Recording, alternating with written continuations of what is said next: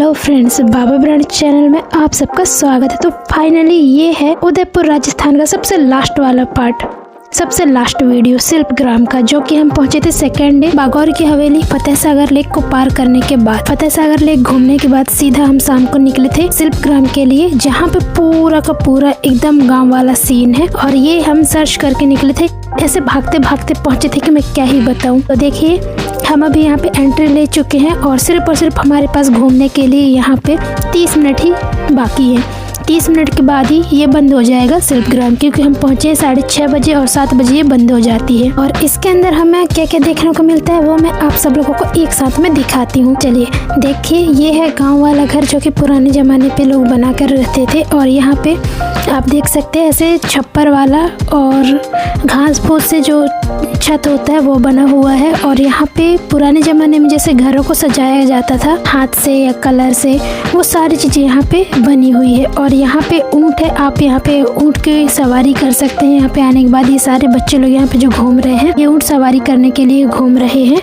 और हमारे पास ज्यादा टाइम नहीं है तो हम इसको बहुत जल्दी से कवर करते हैं। ये मेन रास्ता से हम आगे का कवर करते हैं। तो आगे का कवर करते करते हम देखते हैं कि एक हमें बहुत ही सुंदर और बहुत बड़ा आंगन वाला घर मिला है, जो कि रामा हट लिखा है। हट मतलब होता है बाजार, हाट या बाजार कहते हैं। तो ये वो वाला एरिया है और इसके अंदर में घर भी है। तो हम सबसे पहले तो इस घर के अंदर जाने की तैयारी में रहते हैं और देखते हैं कि यहाँ पे क्या है। लेकिन वाकई में बहुत ही प्यारा है, ये सामने से जाकर के देखो तो बहुत ही प्यारा है। और सामने में इसके बहुत सारे जगह है और अगल बगल में घेरा भी है। एक घर में विजिट करने के बाद हम दूसरे घर के लिए निकल चुके हैं। तो देखिए इसका ये मेन गेट है और इसके अगल बगल कितना अच्छा डिजाइन किया गया है, जो कि मिट्टी के कलर से ही बनाई गई है। और साथ ही साथ इसे हाथ से बनाया गया है। सबसे बड़ी खास बात कि इसे हाथ से बनाया गया है और ये सारे मिट्टी के दीवार है और मिट्टी के दीवार से ही ये घर बना हुआ है। तो देखिए यहाँ पे गाय बैल भैंस को रखने के लिए भी जगह है बैठने के लिए। और ये घर ऐसा लगता है जैसे आज भी यहाँ पे कोई रहते हैं, इतना प्यारा और इतना सुंदर है ये। इसके बाद हम और भी आगे बढ़ चुके हैं। आगे देखते हैं कि यहाँ पे क्या क्या है। अलग अलग गेट है, जो कि ये उसी घर के दूसरा वाला गेट है। अब मुझे नहीं पता कि इसको क्या बोला जाए। और देखिए ये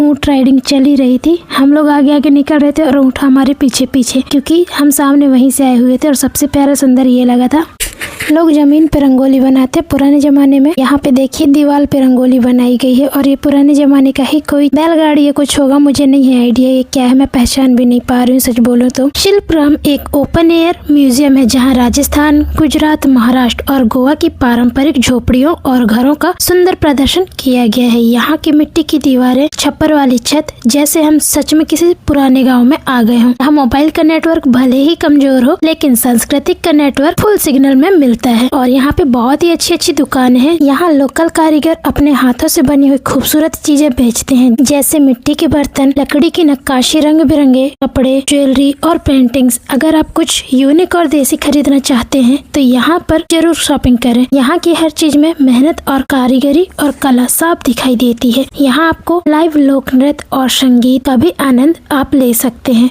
और साथ ही साथ यहाँ पे राजस्थानी डांस, घूमर और ढोल की थाप आपके दिल को खुश कर देगी। यहाँ का माहौल इतना पॉजिटिव और एनर्जेटिक होता है कि मन करता है बस यहीं बैठकर इस पल को जीते रहें। लेकिन क्या करें फ्रेंड्स, यहाँ पे गए ही हम ऐसे टाइम में थे, इसको कवर करना भी हमें पॉसिबल नहीं लग रहा था। फिर भी पूरी हिम्मत के साथ हम इसको कवर करने में लगे हुए थे। तो अभी हम यहाँ पे आप लोगों को राजस्थानी फ्लॉक डांस भी दिखाएंगे, लाइव संगीत भी दिखाएंगे, क्योंकि हम यहाँ पे देखे हैं।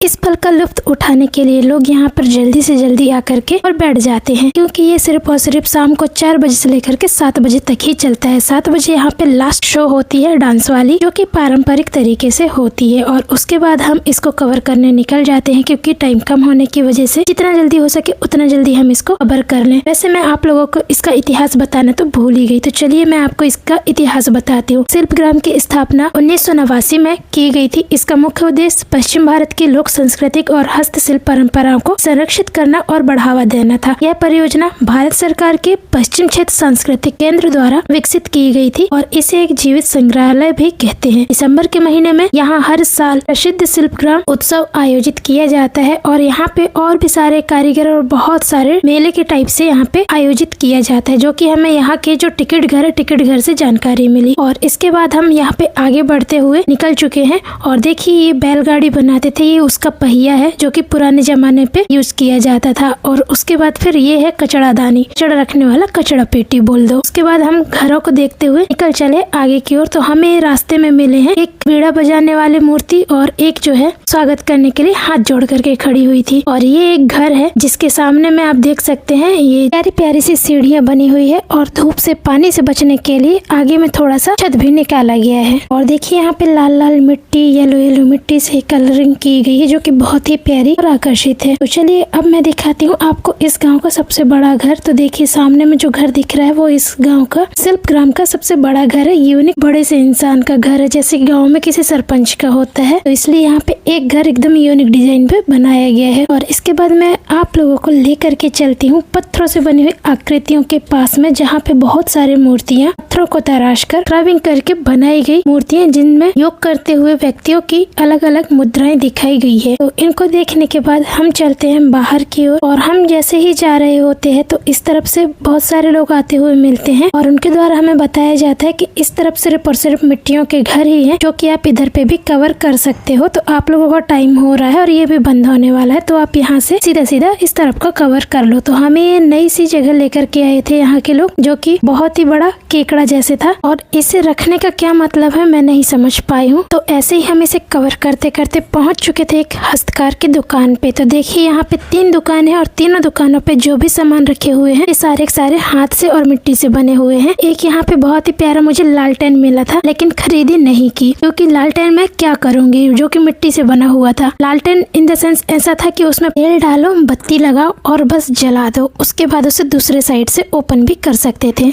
और ये जो है कच्छ को दिखाती है ये घर। जैसे कि मैंने आपको बताया कि यहाँ पे गुजरात, कच्छ, गोवा की सांस्कृतिक झोपड़ियों को, तो हम यहाँ पे घूमते घूमते पहुंच चुके थे एक ऐसे रूम पे जिसकी दीवार मिट्टियों से बनी हुई थी और लकड़ियों से इसका छत बना हुआ था। और यहाँ पे जितने भी सामान आपको देखने को मिलेंगे ये अलग अलग मिट्टी के अलग अलग टाइप के आपको सामान मिलेंगे, जो कि पुराने जमाने पे यूज होते थे, जैसे मटका, घड़ा और घर को सजाने के लिए हाथी, घोड़े, ये सारी चीजें, हल चलाने के लिए जो लकड़ी से हल बनाया जाता है, यहाँ पे आपको ये भी देखने को मिलेगा। यहाँ पे शिल्पग्राम हो जाता है पूरा कवर और हम यहाँ से अब चलेंगे सीधा खाने के लिए, क्योंकि लग चुके हैं जोरों से भूख और टाइम भी बहुत ज्यादा हो चुका है। हमें जाना था कहीं और कुछ खाने के लिए, लेकिन मैं थक चुकी थी तो मैं तो भाई जाने के लिए तैयार नहीं थी। तो हमें रास्ते में मिला एक दाल बाटी चूरमा और राजस्थानी खाने का एक क्लाउड किचन। तो भाई मैं तो इसी क्लाउड किचन में जाके एंट्री मार चुकी थी। ये एक प्योर घर है और यहाँ पे ज्यादा लोग नहीं आते, सामने में बोर्ड लगा था तो मैं घुस पड़ी थी। और यहाँ पे भीड़ ना होने की वजह ये है कि एक क्लाउड किचन है, यहाँ पे जब भी ऑर्डर आता है तो खाना बना के दे दिया जाता है। बाकी लोग यहाँ पे खाने के लिए बहुत कम आते हैं, तो सीट भी कम अवेलेबल है। और यहाँ पे हम पेट पूजा करके उदय हवेली के लिए वापस हो चुके थे। वापस होने के बाद 4 से 5 घंटे की आराम करने के बाद हमारी ट्रेन की टाइम थी सुबह के 4 बजे। तो हम 3:30 बजे रूम से निकल चुके थे, रैपिडो बुक करके सीधा सीधा पहुंच चुके थे उदयपुर सिटी रेलवे स्टेशन। तो इसके बाद मैं यहाँ पे आके मुझे तो भाई इतनी ठंडी लग गई थी कि मैं कुछ बता ही नहीं सकती, इतना ज्यादा ठंडी था यहाँ पे। तो मैं यहाँ पे जैकेट वगैरह पूरा पहनने के बावजूद यहाँ पे पहुंचे हुए मेरे को कपकपाहट शुरू हो चुकी थी और ऐसा लग रहा था जैसे फीवर भी आ चुकी है। तो चलिए अब यहाँ पे हम करते हैं इस वीडियो को एंड। तो आप लोगों को कैसा लगा हमारा उदयपुर वाला ब्लॉग? सारे ब्लॉग को देखिए, कमेंट करिए और हमारे ब्लॉग यदि आपको पसंद आते हो तो हमारे चैनल को लाइक, शेयर एंड सब्सक्राइब जरूर से जरूर करिए। जय